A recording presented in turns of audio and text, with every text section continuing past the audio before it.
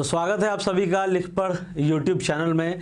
आज हम लोग बात करेंगे बीपीएससी की जो बहुत शानदार ज़बरदस्त जिंदाबाद जो बहाली आई है एईडीओ की, उसके बारे में तो हम लोगों ने पहले भी वीडियो बनाया रखा है, ठीक है। लेकिन आज हम लोग कंपैरिजन करेंगे बिहार एसएससी के most prominent and most popular post, जिसको प्रशाखा पदाधिकारी है ना, असिस्टेंट प्रशाखा पदाधिकारी कह लो, असिस्टेंट सेक्शन ऑफिसर कह लो, उसके बारे में हम लोग चर्चा करेंगे, ठीक है ना, कि ये दोनों पोस्ट में से दमदार धाकड़ कौन सा पोस्ट है। तो सबसे पहले हम यहाँ पे एक चीज़ ऐड कर दें कि जो मिल गया वो दमदार है, वो धाकड़ है, क्योंकि नौकरियों की अभी होड़ लगी हुई है, बहुत ज़बरदस्त कॉम्पिटिशन है हर एक पोस्ट के लिए, हर एक सीट के लिए ज़बरदस्त तगड़ी जो है आपका कॉम्पिटिशन चल रहा है।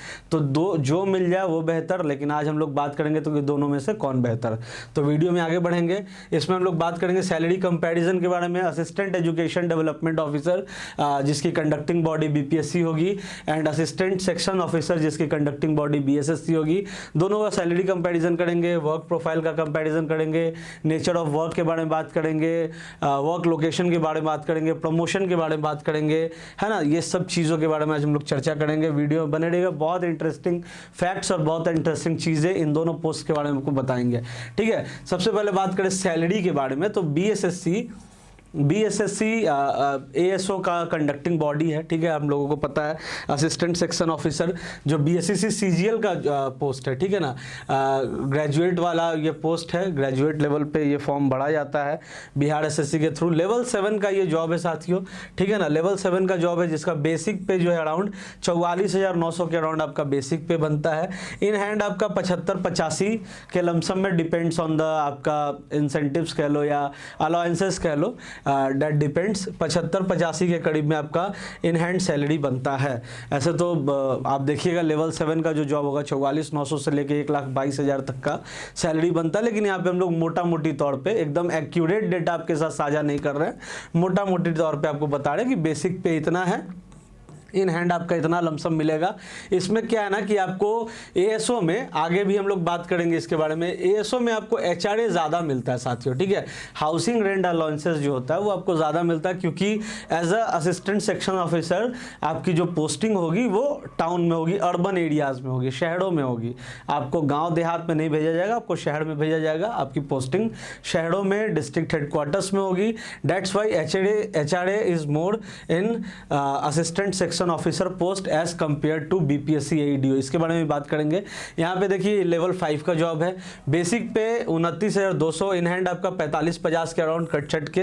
क्यों? इसमें आपका जो भी अलाउंसेस है वो सब कुछ ऐड करके आपको 45-50 के लमसम में आप मानिए मोटा मोटी तौर पे आपको मिलता है, ठीक है। उसके बाद बात करेंगे इसमें एचआरए जो होता है, हाउसिंग रेंट अलाउंसेस, वो कम होता है। क्यों कम होता है?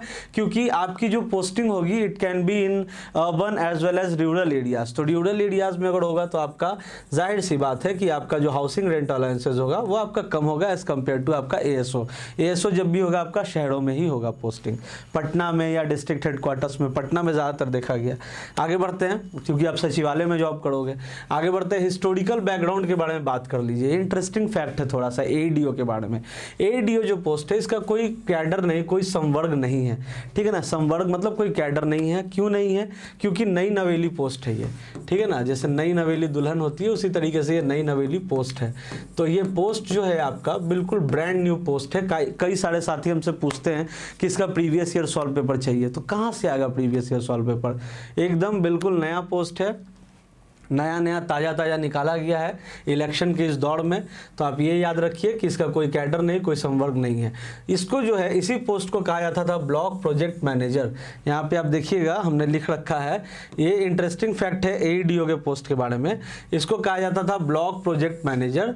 किसके दौरान, किसके रिजीम के दौरान? तो जब एसीएस के पाठक हुआ करते थे तो उन्होंने एक पोस्ट आउटसोर्स किया, ठीक है, वो कॉन्ट्रैक्चुअल बेस पे आउटसोर्स किया गया एक पोस्ट जिसको कहा गया था ब्लॉक प्रोजेक्ट मैनेजर। तो के पाठक ने कहा कि स्कूलों को सुचारू रूप से चलाने के लिए शिक्षकों को, हेडमास्टरों को, स्कूलों को जिला शिक्षा के साथ जोड़ने के लिए, डिस्ट्रिक्ट एजुकेशन डिपार्टमेंट, जिला शिक्षा विभाग के साथ जोड़ने के लिए एक पुल चाहिए हमें। तो वो पुल का काम कौन करेगा? वो करेगा ब्लॉक प्रोजेक्ट मैनेजर। इसको आउटसोर्स कराया गया था के पाठक जब एसीएस थे। तो ये आउटसोर्स पोस्ट था, लिखा गया है। सैलरी इसका 30,000 था, प्लस इसमें अलाउंसेज इंसेंटिव्स वगैरह मिलते थे, मतलब मोटा मोटी आप समझिए कि 50-55 हज़ार रुपये मिलते थे। और भी कमाई का इसमें कुछ सोर्स था, आप लोग समझ रहे होंगे, ठीक है ना, क्योंकि ये कॉन्ट्रेक्चुअल जॉब था। ट्रांसफ़र पोस्टिंग वगैरह का भी जो काम होता था, कहीं कहीं जगहों पे बताया गया है सुनने में कि ये इन्हीं के द्वारा किया जाता था, इन्हीं के रेफरेंसेस पे भी होता था। तो ये मोटा मोटी तौर पे एक ब्रिज की तरह काम करने वाला ये प्रोफाइल था। बहुत अच्छा प्रोफाइल, बहुत अच्छा डिसीजन था जब के पाठक जी एसीएस थे कि स्कूलों को स्मूथली रन कराने के लिए ये पोस्ट की ज़रूरत थी। अब देखिए ये क्या करता था, works as a bridge between teacher and district education department, इन दोनों के बीच में ये पुल का काम करता था। आगे बढ़ते हैं, यहाँ पे आप देखिएगा ये बीएसएससी एएसओ, हाँ ये तो बीपीएससी इसके बारे में बात किया हम लोगों ने, ब्लॉक प्रोजेक्ट मैनेजर। यही पोस्ट जो आउटसोर्स होता था पहले, इसी को अब एईडीओ के नाम से जाना जा रहा है, मतलब इसको अब असिस्टेंट एजुकेशन डेवलपमेंट ऑफिसर के नाम से जाना जा रहा है। अब आगे बढ़ते हैं बिहार एसएससी एएसओ के बारे में। तो ये तो पॉपुलर पोस्ट है, इसका कैडर वगैरह भी है।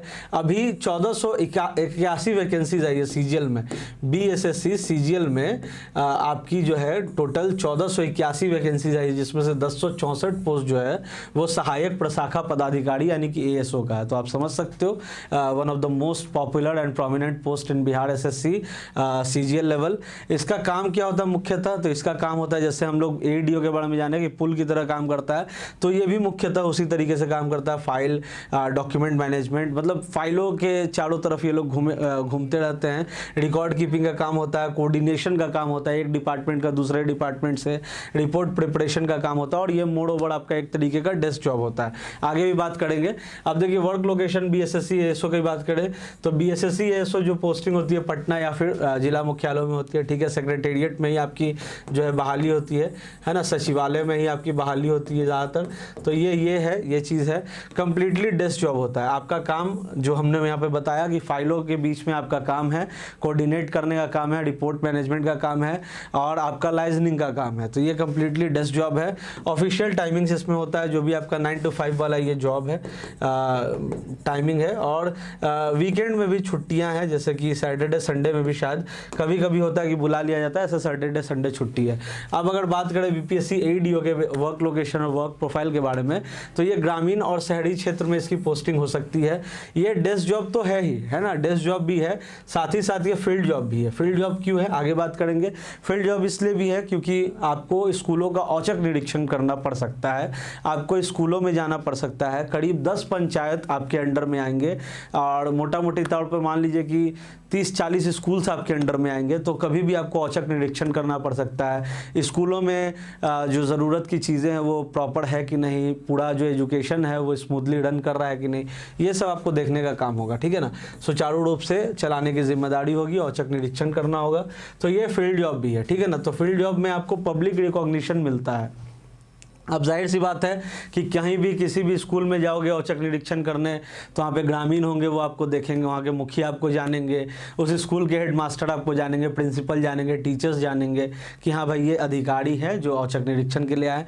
तो यहाँ पे आपको पब्लिक रिकॉग्निशन मिलेगा। वही आपको अगर बात करें हम लोग एएसओ के पोस्ट के बारे में, जो हम लोगों ने यहाँ पे देखा, ये आपका डेस्क जॉब है, इसमें कोई पब्लिक रिकॉग्निशन ऐसा नहीं मिलता है, ठीक है ना। ये एक पुल की तरह काम करेगा विद्यालय शिक्षक और जिला शिक्षा विभाग के बीच में, ठीक है।